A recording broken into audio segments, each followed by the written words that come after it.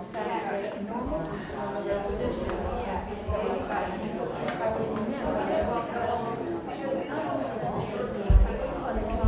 evening, everyone. I am really happy to be introducing Vicky Clark tonight. And Vicky is an independent curator in Pittsburgh. And RMBT, Rocky Mountain Valley Theater, met Vicky in Islamabad, Pakistan, for the first Islamabad Art Festival. We got along famously, and we're thrilled to find out that she has family right here in Missoula. So we're looking forward to many collaborations with Vicky here and throughout the world. Vicky.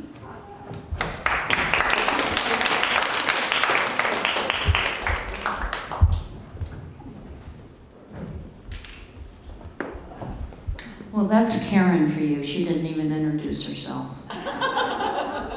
She's just somebody who works with BBB, you know. I'm sure she's not very important, but, you know, she could at least give it in Pakistan, and they were braver than I was, but then again, I was with the American Embassy and I wasn't allowed to be brave. But we did quite a lot of fun things together. It was an amazing trip. So tonight we're not talking about Pakistan. We're talking about Cuba.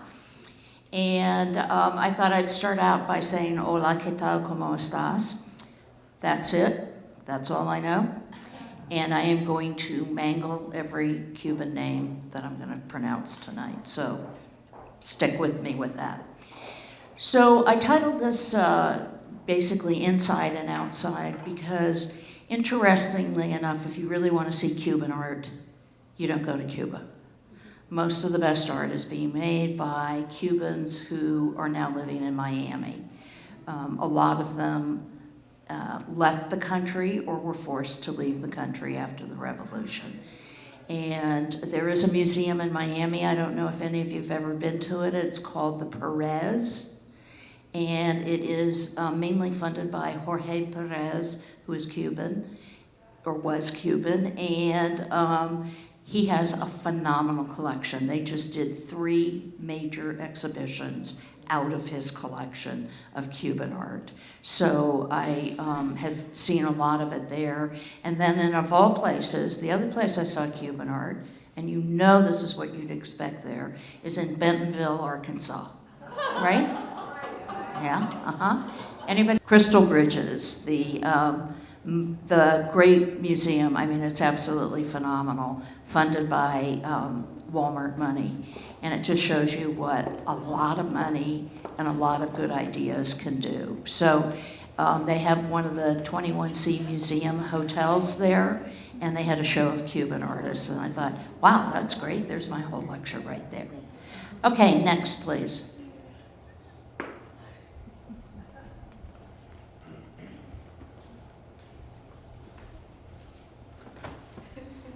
Okay, so I thought I'd start with a question.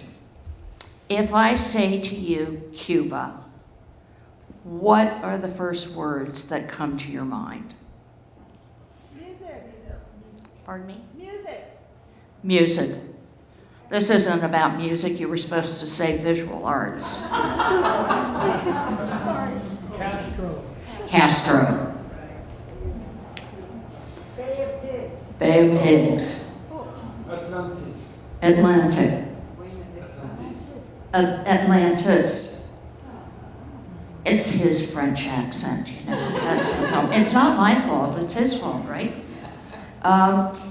Okay, but what was Cuba before Castro? Casinos, yes. Good old American gambling. Colony. Even before that, what is Cuba? Hint, hint, hint on the screen. It's an island. And that's one of the first things that I think about when I think about Cuban art. It's island art. It is an island. Living on an island is very different than living where we do on a huge continent, because you are surrounded by water. And water is one of the most important themes that comes up in the visual arts of Cuba. And of course, you look at the horizon from pretty much wherever you are on the island. And what does that horizon mean? What does being on the edge of the earth mean there? It is looking out toward the future, right? It's that sense of, a wonderful future coming, but it is also in Cuba the fact that you have to cross that water if you want to get away from Cuba. So it has this very double-edged meaning in the city, and it's something that a lot of these artists deal with. And it's such an interesting idea, and especially coming from such a small country and such a small place. It makes you wonder about the world outside of Cuba and what you're missing by living in this small island. And I should say that I was kind of introduced to that idea by one of my favorite artists right now who was born in the Bahamas. And he talks about that. He talks about not being able to know anything outside of the Bahamas, and how every Sunday they'd go to his grandmother's house for dinner, and she would bring out her prized possession, which was the Encyclopedia Britannica. And he got to put on white gloves and open the book, and that's how he learned about the other world. So, when you think about what we have access to, these people, even in terms of that, have very little access.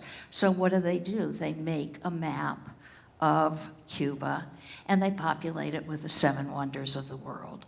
That's the outside world to them. That is beyond what they can do and what they can access in their own lives. And I love these. They're just, they're almost cartoony-like drawings. They're woodcuts. They're very simple. They're very straightforward. They're very plain. Next, please.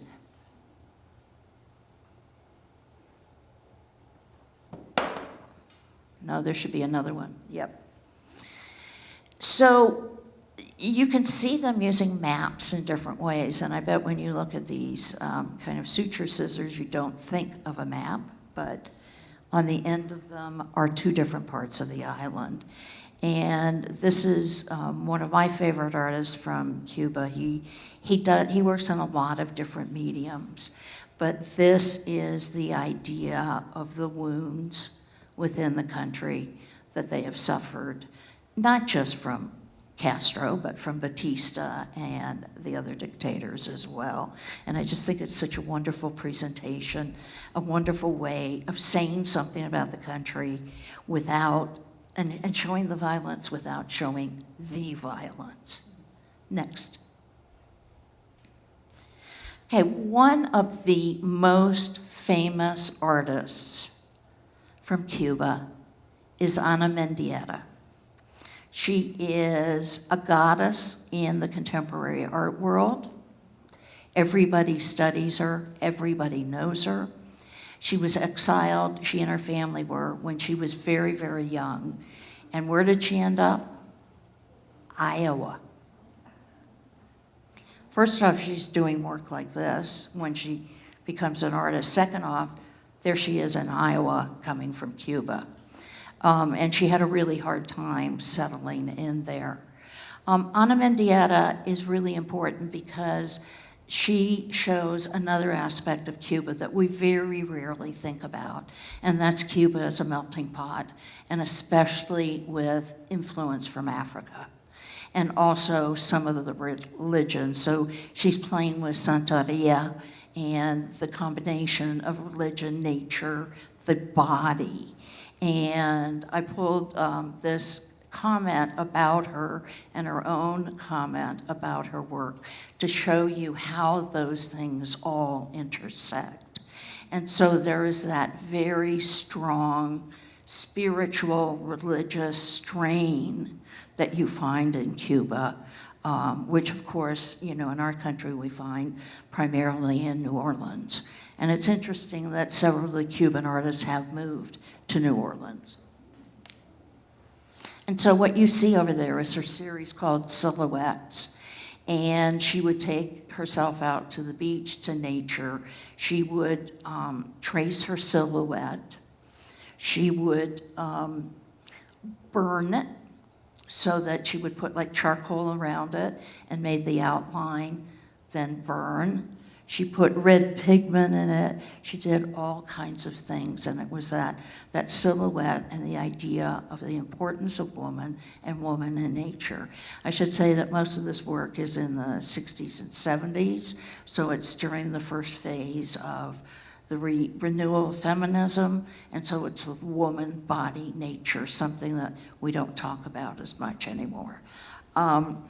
Ana Mendieta had a very sad ending. I don't know if you know contemporary art well, but one of the most famous sculptors is Carl Andre.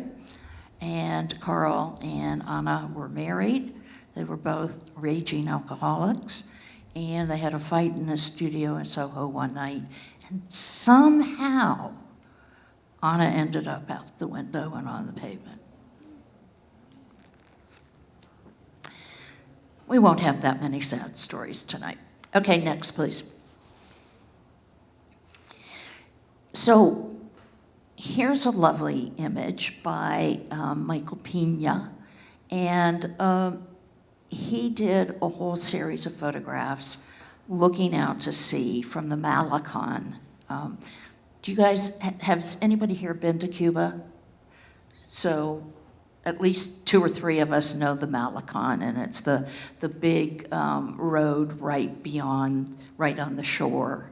And it's where all the nightlife used to be. And, you know, it's one area that's still a major roadway, but a lot of the buildings are disintegrating and falling down. But it was a lively part, and it is, again, a lively part of Cuba. And people would go there, they'd jump off this wall and go swimming in the ocean.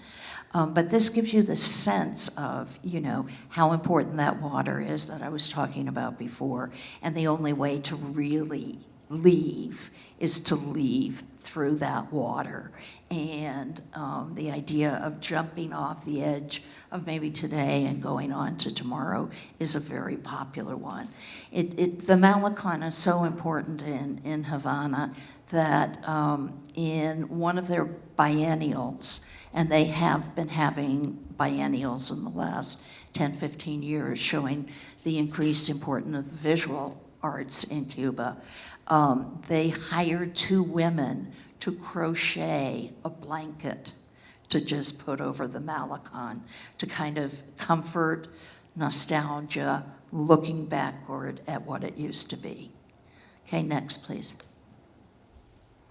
This is another one of his photographs that gives you more of an opportunity to read into it in any way you want to, but again, it is this importance of water, the horizon. When they organized the show at the Perez Museum, it was organized all along what a great word, along the horizon line. That's what they used as the organizational principle. Next, please.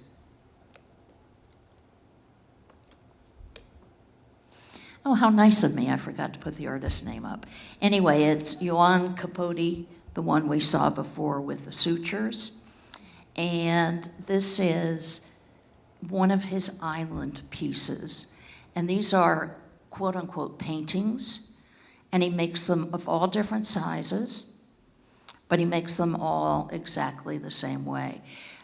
Most of them are big enough, wide enough, that you are enveloped by the painting, so that you yourself are kind of in the water. You're enveloped by it, you're in it, you are thinking about it as this metaphor for life in Cuba. And so you see it's primarily water, and then the horizon line, and a little bit of the sky above. Next one. This is extremely difficult to photograph, so that's why this is a terrible image. But this one is wonderful in that it gives, you know, the waves of the ocean, the movement. It gives you a sense of, you know, the wonder of waves whenever you're sitting at the ocean, but also the idea of the violence that waves can bring in and the hurricanes that have come through Cuba, etc. What you can't really see in this photograph is that in the horizon, there are some light pink colors. And in his mind, that also refers back to the wounds of the country. But you will never guess what the water is made of. It looks like it's just black paint, right? No. Let's see the next slide. Those are fish hooks. Fish hooks. And he takes them, he attaches them to canvas, and then that canvas is attached to the board that the horizon line is on. And of course, then also the reds or the pinks refer to the cuts you would get in your hand as you're using these fish hooks. And fish hooks capturing fish, who's captured in Cuba. I mean, the metaphors go on and on and on. But it's just such a, this was the key image of that show in Miami, which really says a lot about what they think of the importance of Cuba and the fight and what you have to deal with, what your options are and are not in that country. Next, please. So if you look at a lot of contemporary art in Cuba, they use water all the time. I mean, it's in everything. And not only is it in the art as images, but it's also in poetry. There's a lot of poetry about the water. There's a lot of poetry about tears. And they use that metaphor and that idea about when they're talking about their country. And of course, you have to remember they're in a country where there's very strong censorship. So they can't just really come out and be completely political in their visual language. So here you have somebody working with a series of swimming pools. This is pre-digital photograph. So what he did was he superimposed negatives when he was printing them. He collaged pieces on, and in each one of them, you have a different metaphor for a different kind of interaction or reality on the island. And let's see the next one. And this is the poem that this whole series is based on. And each one of those photographs represents 2 lines of that poem. And I'm just going to let you read it. I think you can read it more easily than listen to me say it, because I don't know how to read poetry very well.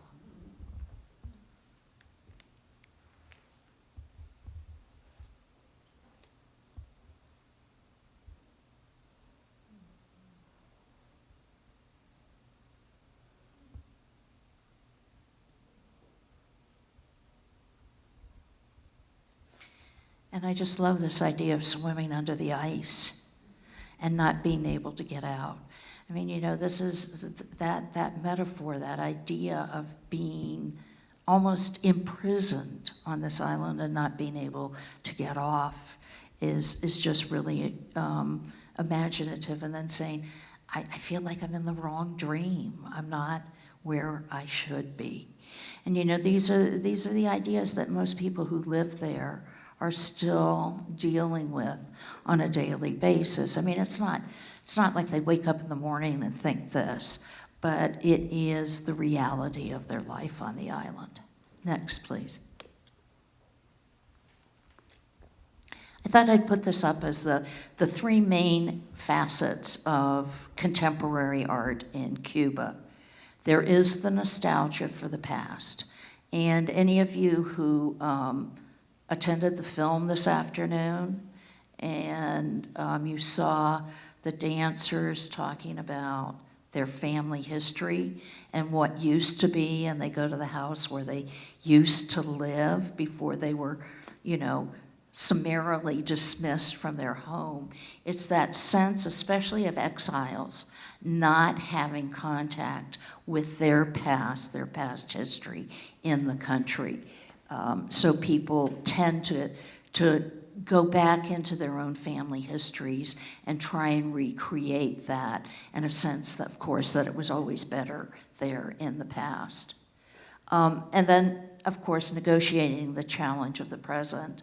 It's not an easy life, and they're, you know, if you read the newspapers now, you know that there are real shortages in Cuba, and people are having trouble even finding enough food for one meal a day. And the elusive promise of a future. And I don't know about you, but I'm really interested to see what's going to happen now in the post-Castro regime, because, I mean, things are going to have to change, and it'll be interesting to see what way the country goes. Next, please. So, of course, you have political commentary. You know, you have it in the cartoony kinds of works by a couple of artists here, mainly Jose Badilla. But you also have a whole series of photographs, and I don't know whether you can see the small one well enough, but this guy went through all the kind of iconic news photographs of Fidel, and then wiped Fidel out of the photograph. So here you have a blind man who was allowed to feel Castro's face. But now he's feeling, of course, absolutely nothing, as Castro has been eliminated from the photograph. And so they have, you know, meetings of all the generals and all those people, and they take Castro out. So it's this whole idea of exorcising him or excising him from the reality. Next, please.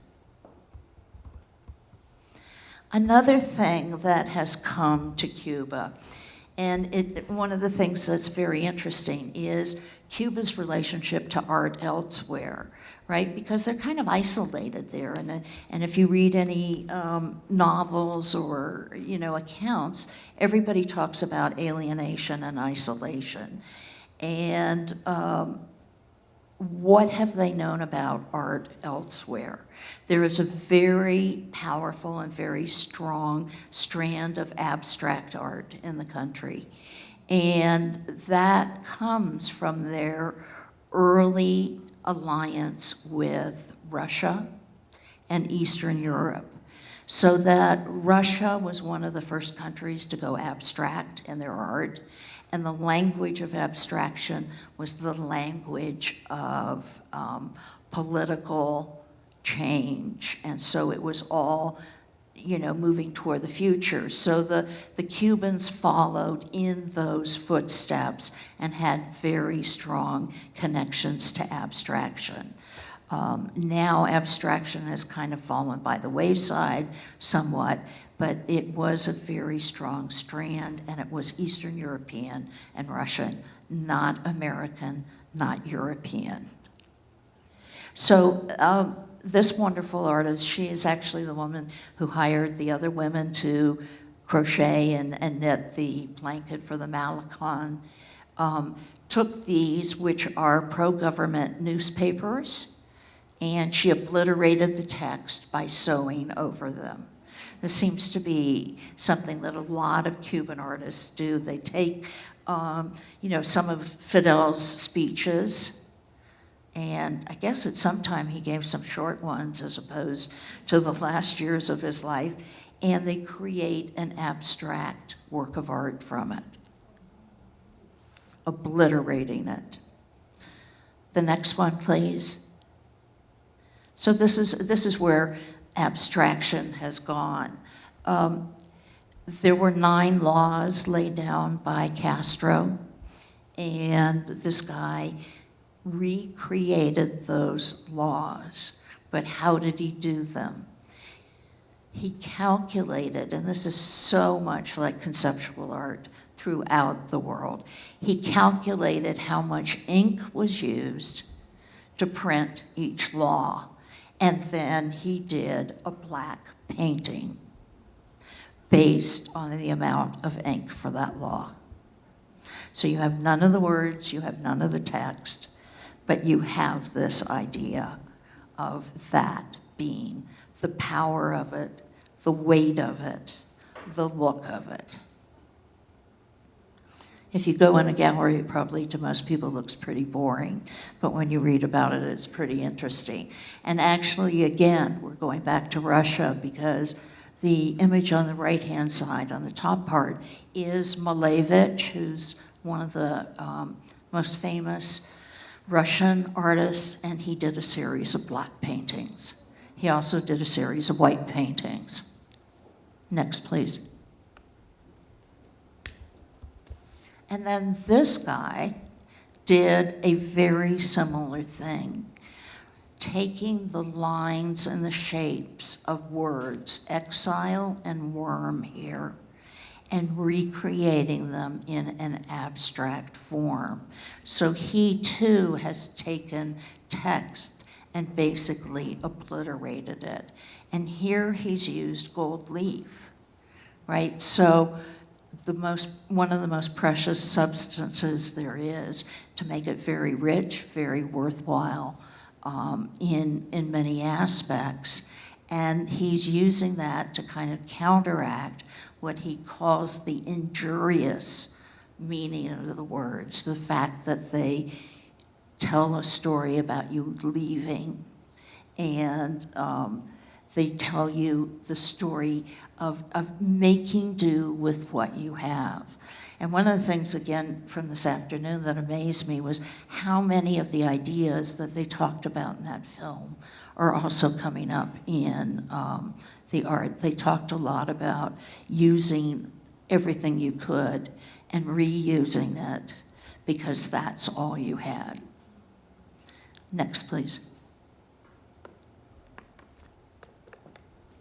Okay, the second really famous Cuban artist is Tania Bruguera.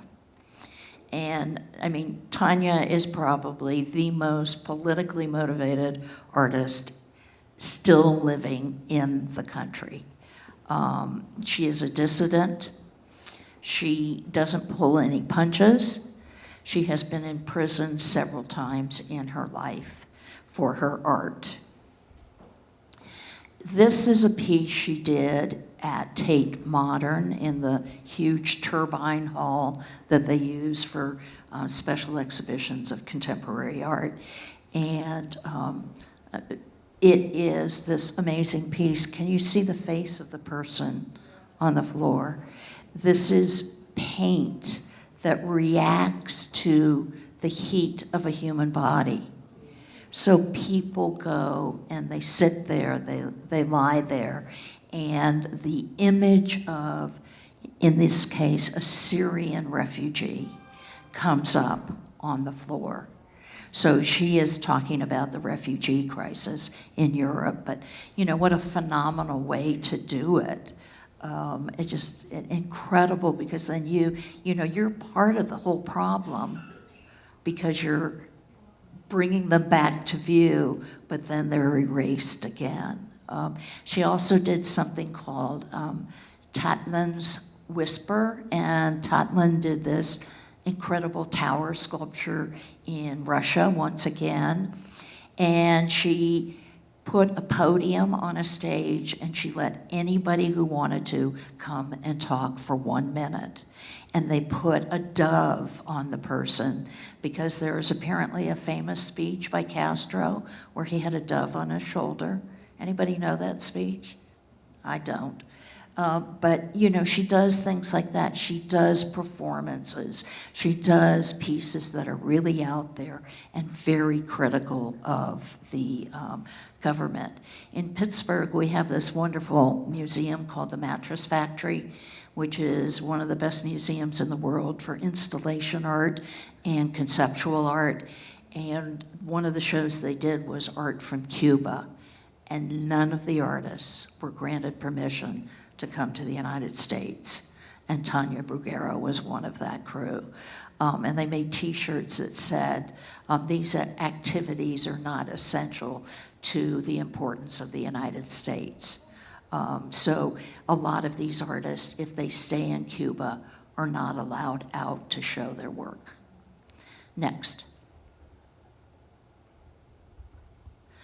Okay, so you can still call this public commentary, or you can kind of take it into the, what is the situation in Cuba today and how are artists representing it.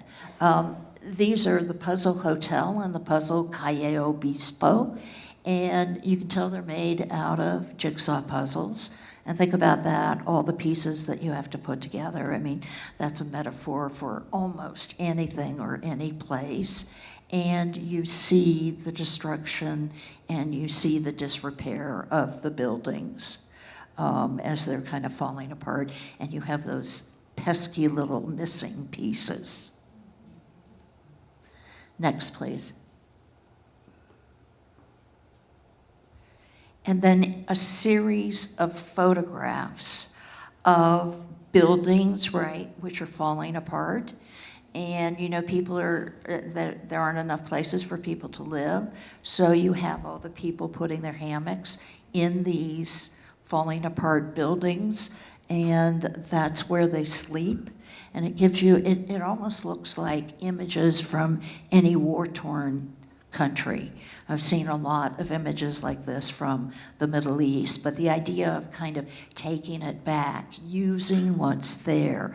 One of the things that's really important in Cuban culture is recycling. They recycle anything and everything they can because they don't have a lot of things coming in. Now, this is all well and good, and it immediately speaks to you, no matter where you are, of like homelessness and poverty and destruction and war and all that stuff. But in actuality, this is a fiction. This has all been created by the photographer.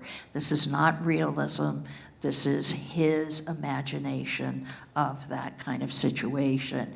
And there is this whole kind of give and take in Cuba between fact and fiction. Which do you use? And there's a very strong strain of fantasy within literature and within the visual arts. Next.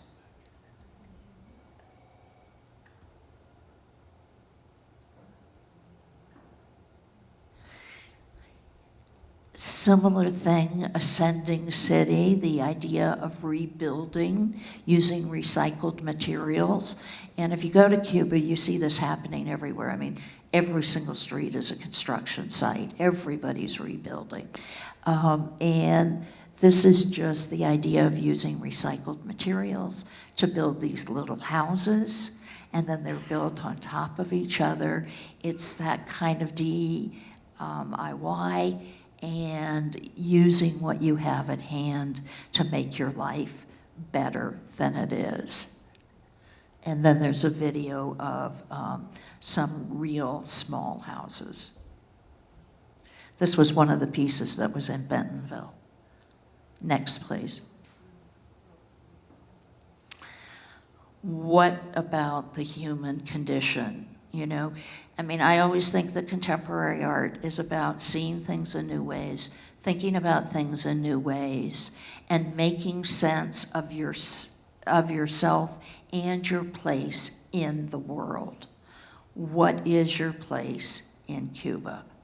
There is a lot of art like this, where you show the violence of the regime and the anonymity or the nothingness of the possibilities in a painting of the head scene turned around. And there's quite a lot of this. There's perhaps not as much as you would think, because of course you might get a nice little visit from the censors. But you do see things like this, and there is again this strand of very simplistic, almost childlike drawing and painting. One, I think because it's more accessible. You look at that and you see it immediately. It's not conceptual. It's not that you have to figure out what it's about. It's very accessible. It's very plain. It's very direct. Next, please.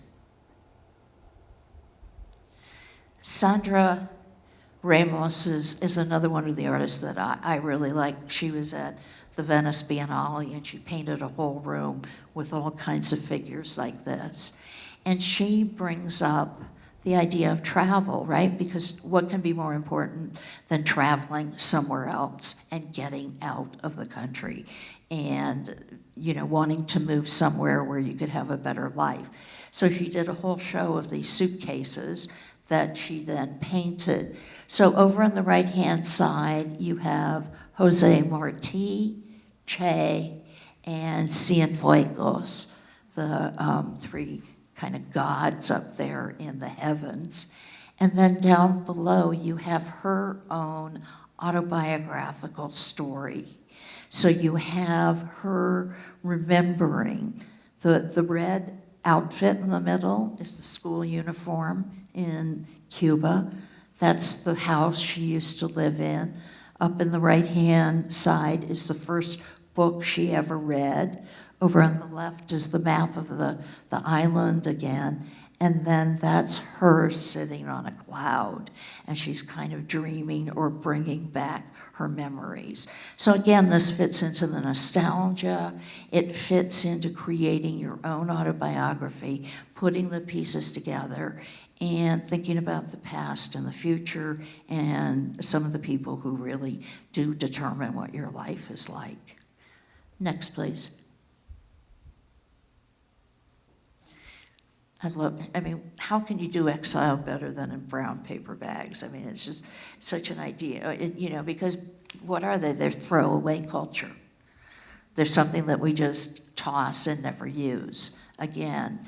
And the idea of people being forced into exile, being tossed out of the country, and never being allowed back in, and also the fragility of them. I mean, they tear so easily and all of that, and exile and the desire to escape can be so incredibly fragile. So this brings in a whole nother series of art that they make, and that's about getting out and the migration, the refugees, the people who take the boats to Florida, and how many of them make it, how many of them don't make it. Next, please.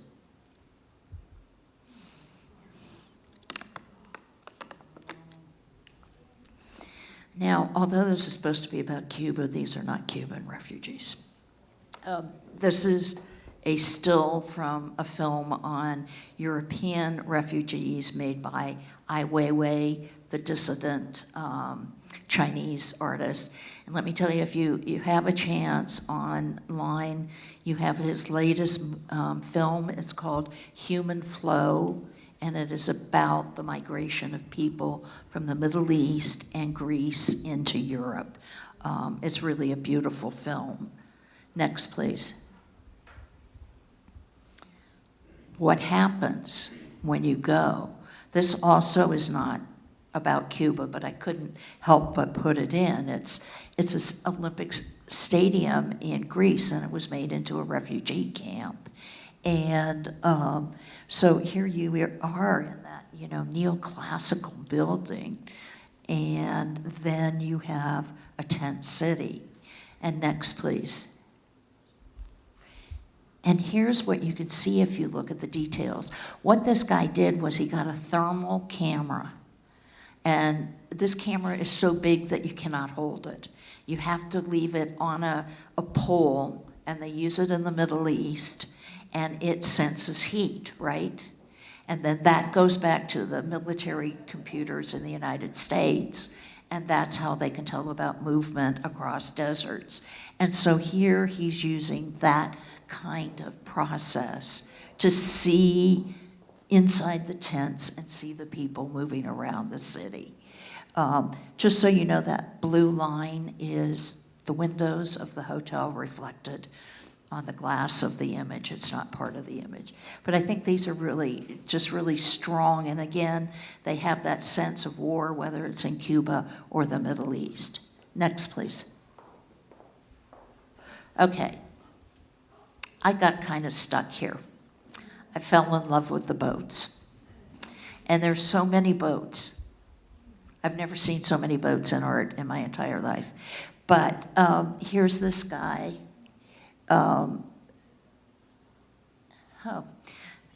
Again, part of the top part got cut off.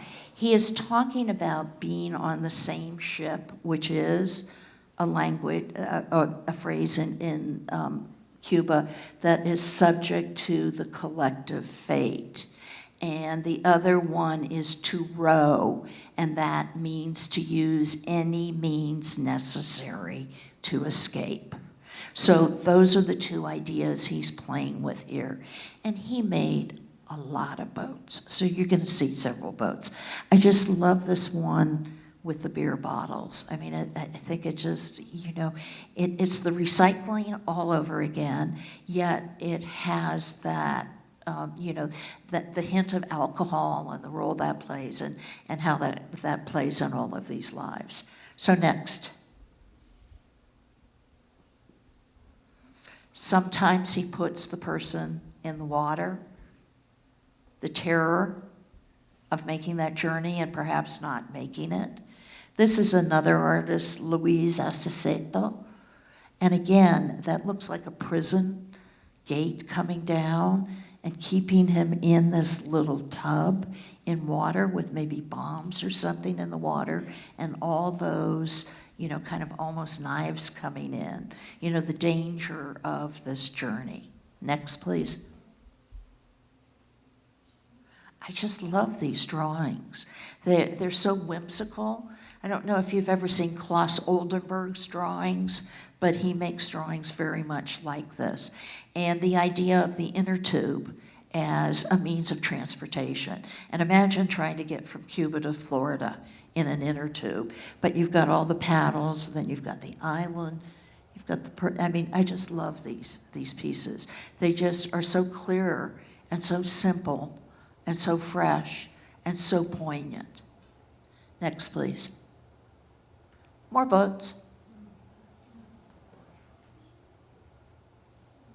I mean, the one on the right reminds me of a American artist who, Beverly Buchanan, who used to do models of the shack buildings that people living in poverty in the Carolinas used to build themselves, and she made models of them, and then she wrote stories about everyone.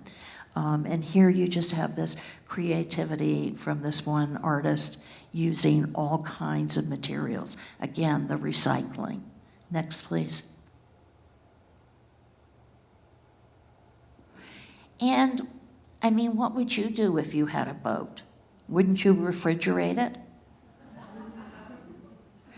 This is a piece that he did. There's the boat in the water with, all the cinder blocks around it, so, things falling apart from where he's coming. And then that one on the right-hand side is actually refrigerated. It is attached to a freezing unit, and that is ice growing on the skeleton of the ship. Sometimes you wonder about things, right? Why are we talking about refrigeration and ice? But my favorite artist who I was talking about from the Bahamas wanted to talk about displacement. He lived in the Bahamas, and now he lives in New York and LA. So how do you show that displacement? Well, you go to the Arctic, and you follow the path of a guy named William Perry, not the Perry we know, but the first African-American explorer to go to the Arctic. So he's retrieving that story that's been lost in history. He went up there, followed his journey. He cut a piece of ice weighing 1 ton out of the Arctic. You ready for what he did? He FedExed it to the Bahamas, and it is in a refrigerated unit in the courtyard of his elementary school. And that, couldn't you have just written displacement on the wall? No. And he's also shown it in Brooklyn, and that's the exact same piece of ice, and it is still frozen. So there's something here, and I have no idea. Maybe you guys can tell me. Next, please. Another boat. He just loves boats. But look, it's on a propeller. And then this other artist Estadio Segura takes one of those kind of old-fashioned American cars that everybody loves in Havana and makes it into an airplane. And it's everybody wanted to fly. Volar means to fly, but look at the other words it means. It's really interesting how so many of these artists are using metaphors and they're using language and the secondary and tertiary meanings of the language. Next, please. See, I'm so used to being next, I wanted to press the button myself. And here's a whole nother series of boats that I brought in just because they're so amazing, based on that poem.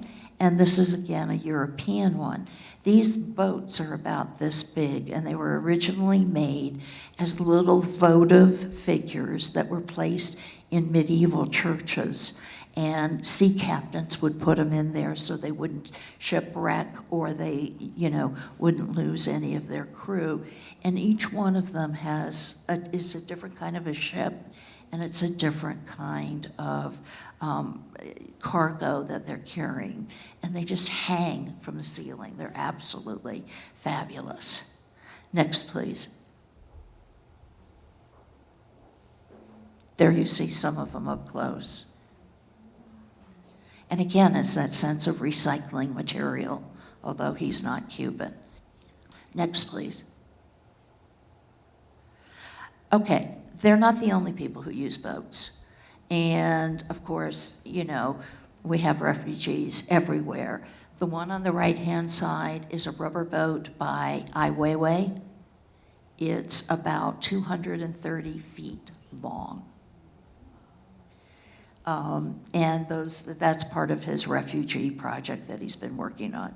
The one on the left-hand side is by an American who was born in Brazil, Vic Muniz, and that's at the Venice Biennale around the time when there were so many capsizing boats of refugees coming to Italy.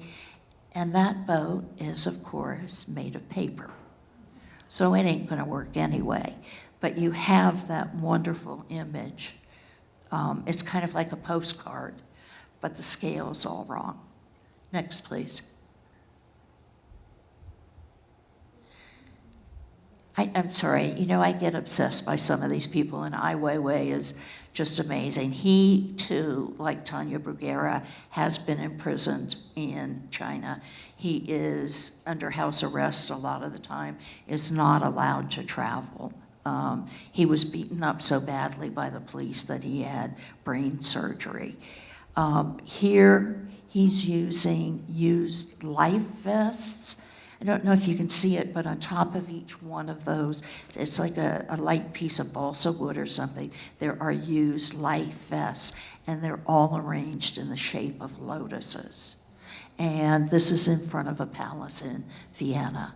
And that's what he likes to do. He worked on several pieces when there was the earthquake in Sichuan, and he had a backpack for every child at the school who died in that earthquake. And it's that, massing of people. Next, please. And then Jose Badia, another one of these artists, using kind of stick figures, cartoony, very simple things. The poor bewildered Cuban on arriving in a strange land. I mean, they have such wonderful titles. And you see the Cuban here, the suitcases there. If you go all the way up, you see that it's kind of like the dome of a church with 3 crosses in it. And I don't have to tell you what the 2 blue circles stand for. And then the one arrow from the right-hand side is flight simulation, as he's trying to figure out how to fly to get out of Cuba. So, all of these ideas and metaphors and dealing with it in a very imaginative, fantasy kind of way. Next, please. Okay, I brought in this one on the right-hand side because I think it really brings home the severity of the situation of so many people in the world today. Alfredo Jar is an artist who came from South America and now lives in the US and Europe. and he went to Rwanda and started a project on the Rwanda genocide, where he says 2 million people, 2 million. And he came home and he started looking at his photographs, and they were so upsetting to him, he never could do really the project. It was just too much. But this is one of the pieces he did, and I love the sense of movement that he's created in this photograph as you have a refugee carrying all the possessions and moving on the road. Next, please. So when you're on that trip, what do you take? You know, you can't take much, but this is the guy who did the fish hooks again, and these are sitting outside the door at the hotel in Bentonville, and it might look like they're made out of cement, but they're actually cast bronze, and he's made a public bench out of them. And then over on the right-hand side, in honor of our meeting up in Pakistan, is a Pakistani artist, Humaira Abid, who has a show up called Searching for Home. And those suitcases are carved out of wood. She uses that tool that you shave the wood off of. Everything, almost everything in the show is out of wood. So she makes the suitcases. Next, please. She shows you what's inside. I mean, that's a stack of shirts. They're this thick. The photo of the child. Those, of course, are the lunch pails. Next. Oh, forget that one. Go buy that one. Next. Next. I guess I forgot to take those out. And then to kind of bring it, to come to the last part of this, there is this nostalgia for the past and the idea of making sure that you still know what Cuba used to be like and what it used to have. And so this artist did what he called letter to censors, and he documented all the falling apart movie theaters. As that part of culture has pretty much dropped out. And some of you might have seen the film, I don't know who, I can't remember who made it, Strawberry and Chocolate, which was made in Havana.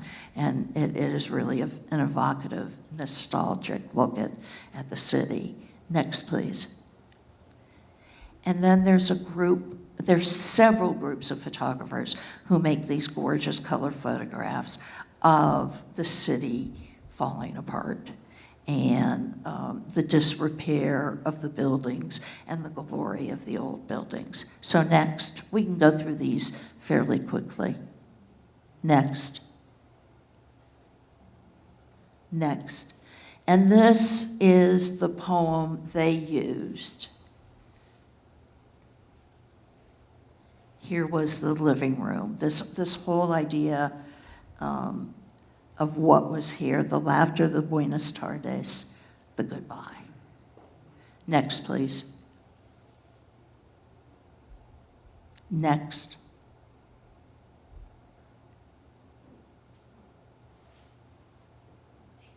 And next. So there's so much that you can say about Cuban art, and I think that what comes across to me more than anything is how good they are. You think of Cuba as being, you know, what we think Cuba is. We think it's poverty-ridden and no arts going on. We think that it's just a desperate place. And there is truth in that in some ways. But these artists are making work that stands up to the same kind of art being made all around the world. They're addressing the same kind of issues. The refugee crisis is something so many artists are dealing with. What are the conditions where you live? What's the difference between the haves and the have-nots? All of those things that come through in Cuban art come through in everything else. And I just kind of wanted to end with these two slides that really show you the two sides. And again, I'm leaving Cuba. This is the applicant photographs, right? Those are the passport photographs. Those are the photographs that you submit to get a visa somewhere, that you submit in order to get a passport and go to another country. But what has she done? She's obliterated the people. She's put pattern on them. Because whatever we think we know about these people, we really don't know who they are. Whatever we know about Cuba, we really don't know a lot about daily life in Cuba. And we use our own assumptions. And here she's using pattern fabric. And if you know your textile history, you know the African fabrics are no longer African. They were African, taken over by Dutch. Now they're back to Africa and they're being used everywhere. So they're not pure, are these ethnic fabrics. And then the piece on the right-hand side is The Flight of Reason. And that title comes from a Francisco Goya print from Europe, The Sleep of Reason. When Europe goes crazy, and the politics take over, reason goes to sleep, and all the witches and the birds and all those things come out. Whereas here, this person has created the flight of birds through feathers, mimicking that, and the idea of flying off and flying off to the future. So you have what we don't know, and what we can hope for. And it's all in this cauldron of art in Cuba. Thank you.